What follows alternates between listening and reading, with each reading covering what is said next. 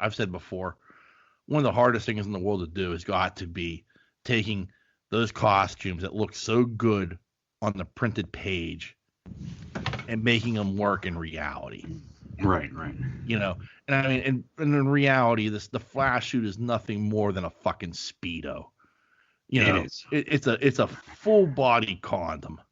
You know? So I get that that's hard to really make work in the real world. I understand that. Right. But I hate. I don't know why. Just like the armor doesn't like. Or I know it's not even armor. It's just like the way the suit's built. It bothers me just a little. It feels too much like armor. Okay. But that's just me. I liked the appearance of Martian Manhunter. Yeah, what do you think about that? I was going to get to that. Again, it makes me want more. Like, as annoying as that sounds, like, again, like Martian Manhunter is such a cool character, and to finally like see him introduced on the big, like, not that it was on the big screen, but to see him introduced like this, it made me giddy. Like, I was like, because like when he morphs from Martha to the Martian, like I was like, it's Martian Manhunter. And even Nancy's like, is that Martian guy? I'm like, yeah. What's he doing here? I'm like, I don't know, but I'm giddy. You know? Yeah. I thought he was pretty cool, actually. Yeah. Yeah, I liked his appearance at the end of it with, you know, the whole thing with, you know, his conversation with Bruce. Yeah. Bruce was like, okay. I just had a really bad nightmare, and I'm talking to a Martian now. This is my life. Right. You know. I'll see you at the Hall of Justice. Yeah. Come on in. Yeah. We'll have a chair for you. I like the Hall of Justice, too. Well, yeah, I mean, that was in the first one, but like I like the concept of like of that. Like, you know, the fact that there is a Hall of Justice, like that's what they're planning on doing. Yeah. Yeah, it was pretty cool, dude. I liked I like the change with the Lex Luthor Deathstroke scene as well. Yeah. Like I liked that they was setting up like Deathstroke trying to ruin Batman. Like I was like, oh shit, that would have been so good.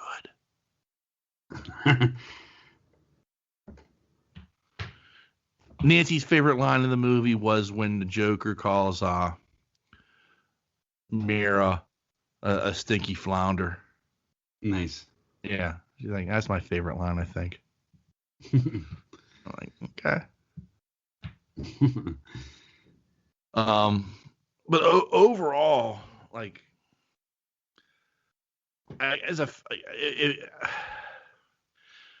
is this as good as an Avengers movie? No. Was it as good as the first Wonder Woman movie or Aquaman?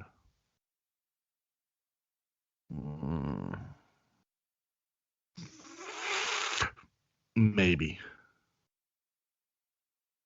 I think it's on par with Wonder Woman. I don't think it's as good as Aquaman. Yeah.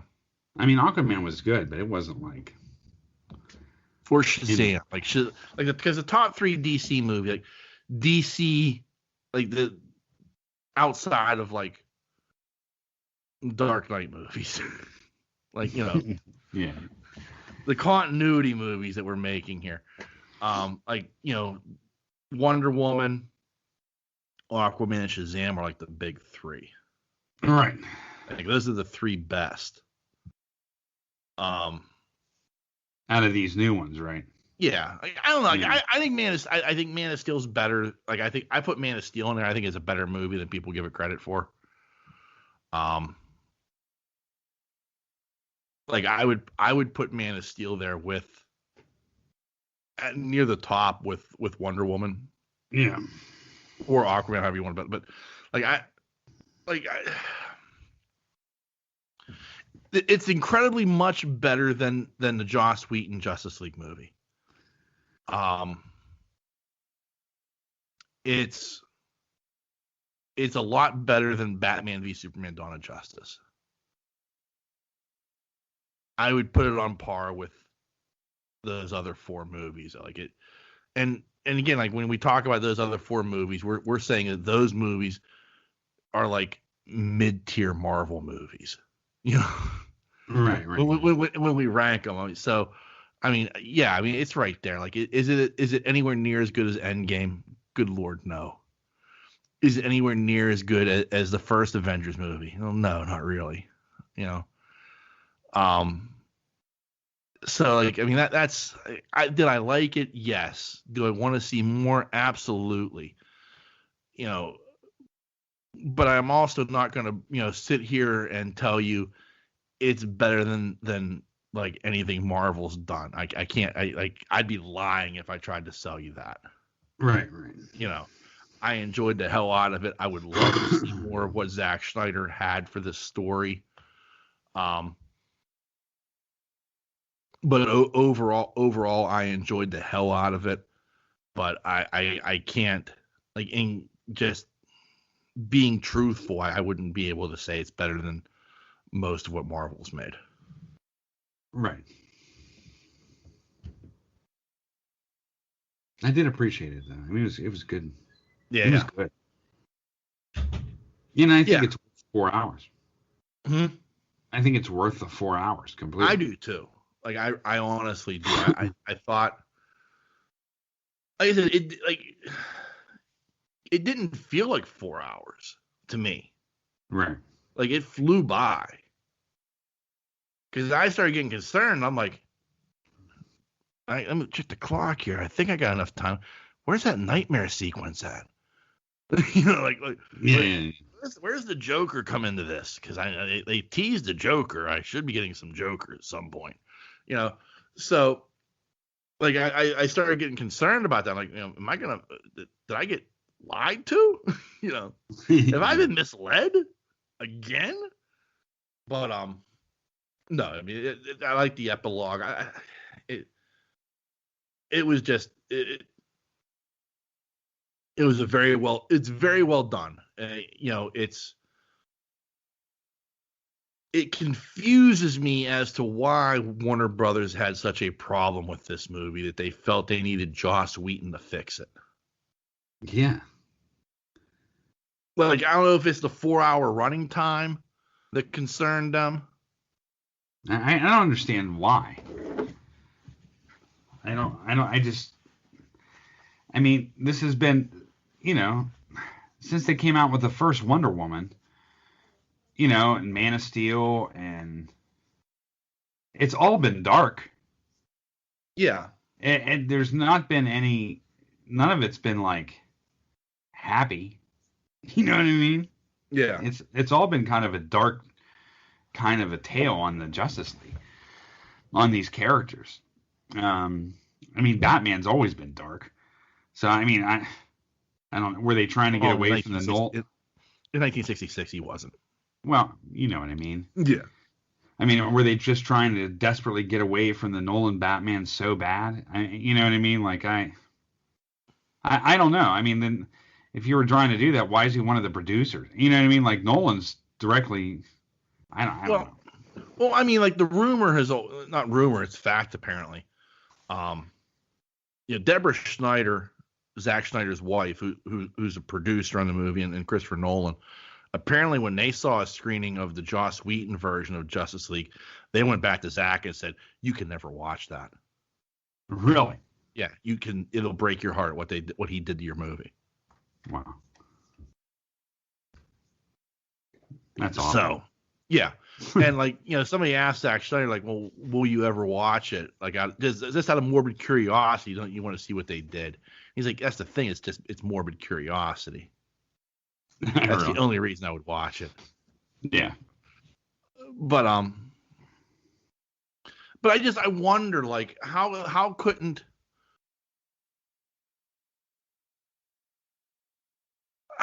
Warner Brothers find a way to make it work with like, and I understand like Zack Snyder walked away because of the death, the suicide of his daughter. Right. And I'm sure that would crush any man. Right. I can't imagine what kind of heartbreak he went through at that point.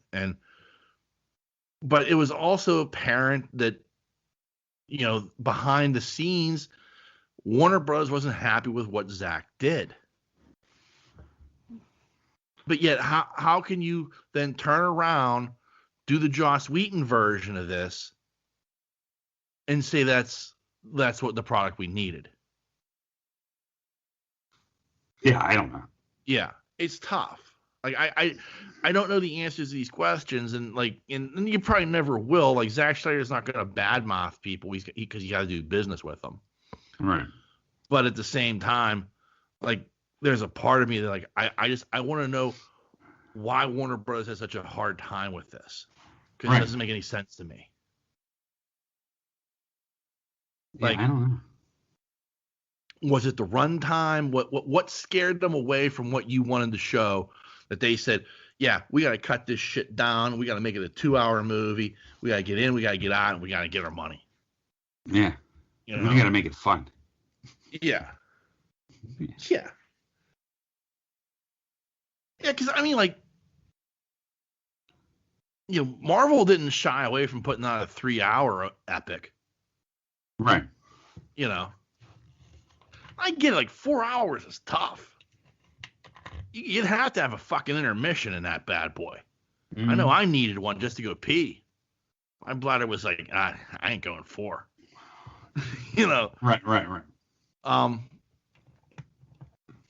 And so maybe you don't make as much money because of the runtime, and so it limits to how many showings you can have in a day and shit like that.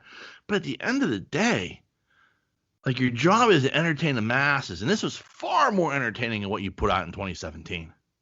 Yeah. I thought so too. I don't quite understand. Yeah. And I don't understand some of the reviews either. So. Well, as far as reviews go, like I always look at it this way. Like, I'm intrigued to hear what somebody like Stork has to say about this. Yeah. Because Stork he doesn't like any of these movies. He didn't like Man of Steel. He didn't like Batman v Superman. He didn't like Justice League. Like, he's okay with Wonder Woman. I think he was okay with Aquaman. Like he like the DC movies, and admittedly, he's a fan of the characters. He loves the characters, but he's not a fan of these movies. And he doesn't he doesn't like Zack Snyder at all. But like, can you? I hope, like, I know I think he watched it today. He was tweeting, and like my hope is like he watched it with an open enough mind that he could enjoy it for what it was.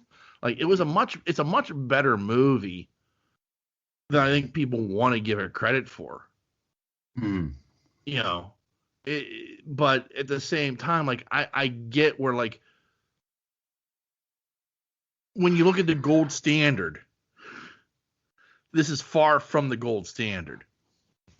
Yeah. But it still deserves a passing grade. Right.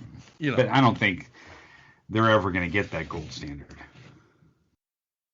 I think the gold standard is tough to achieve. Like, I think Marvel's going to have a hard time achieving that gold standard.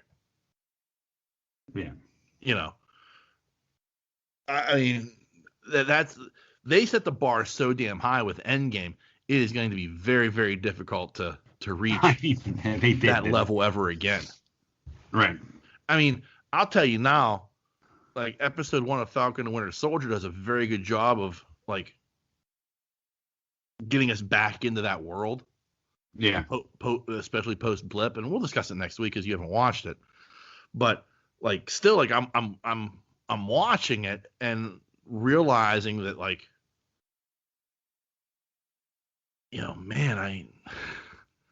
future movies and these TV shows, they've got a high bar to hit. Right. I'm not expecting everything to be Endgame level, but, like, whatever the culmination is of